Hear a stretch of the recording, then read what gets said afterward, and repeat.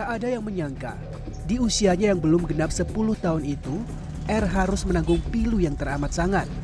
Tujuannya belajar dan mendalami agama di pesantren Riyadul Jannah justru berubah menjadi trauma. 3 ustadz dan 1 kakak kelasnya berkali-kali melakukan pelecehan seksual terhadapnya dan beberapa teman.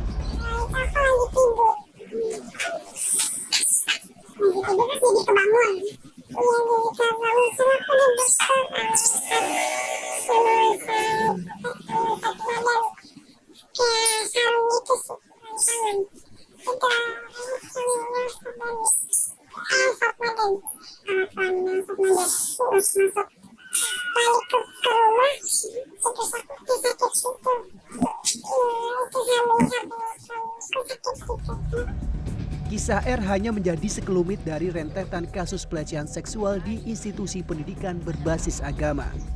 Masih hangat di ingatan kita betapa biadabnya Heri Wirawan, pengasuh pondok pesantren di wilayah Cibiru, Kota Bandung ini mencabuli 13 santri perempuan. 9 orang diantaranya bahkan melahirkan anak. Di Desa Padang, Kecamatan Singojuru, Banyuwangi, seorang pengasuh pondok pesantren bernama Fauzan, 52 tahun, berdalih melakukan tes keperawanan pada calon santri perempuan. Ia melecehkan 6 santri perempuan dan laki-laki. Sementara baru-baru ini seorang ustadz yang juga anak kiai pemilik pondok pesantren di Jombang, Jawa Timur, bernama Muhammad Subhi Asal Sani alias Mas Beki dilaporkan dan ditangkap pihak kepolisian akibat melecehkan 5 santri perempuan. Kasus-kasus ini hanyalah puncak gunung es yang muncul di permukaan dan dilihat masyarakat luas. Data Komisi Perlindungan Anak Indonesia (KPAI) menunjukkan sepanjang tahun 2021 terjadi 18 kasus pelecehan anak di sekolah. Mirisnya 77% atau 14 kasus terjadi di sekolah berbasis agama. Institusi pendidikan dengan format asrama, boarding school atau pesantren menyumbang paling banyak kasus. Pelaku terbanyak berasal dari tenaga pendidik, yaitu 55% guru dan 22% kepala sekolah. Tindakan bejat para oknum tak bertanggung jawab itu sedikitnya menyisakan duka pada 207 korban.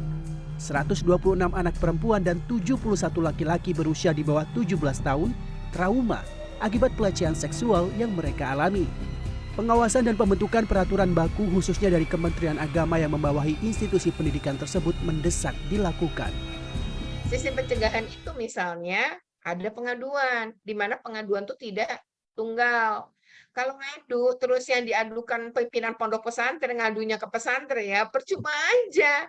Jadi harus ada pengaduan lain gitu ya. Apakah Kemenak yang membuka, apakah Dinas Pemberdayaan Perempuan dan Perlindungan Anak, KPAI atau KPAD di wilayah itu gitu. Itu juga kan bisa menjadi pilihan bagi anak-anak itu mengadu. Nah, menurut sosiolog Universitas Indonesia Putu Chandra Dewi Karda, kasus-kasus pelecehan di institusi pendidikan berbasis agama terjadi akibat adanya ketimpangan relasi kuasa. Institusi pendidikan seperti pesantren yang berbentuk asrama atau boarding school termasuk kategori total institution yang sifatnya eksklusif dan tertutup. Hal tersebut membuat perilaku, perkataan, tindakan bahkan pakaian korban lebih mudah diatur oleh pemilik kuasa tanpa adanya pengawasan langsung dari orang tua atau masyarakat sekitar.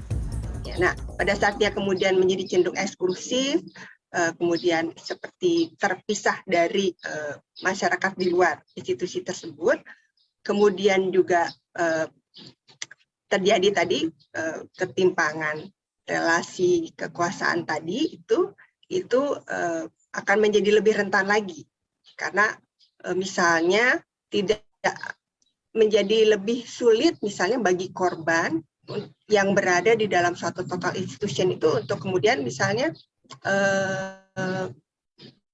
berani menyampaikan. Tak hanya pengawasan, penegakan hukum dengan memberi sanksi seberat-beratnya terhadap pelaku mendesak dilakukan agar menimbulkan rasa jengah bagi predator anak lainnya. Tim Liputan CNN Indonesia.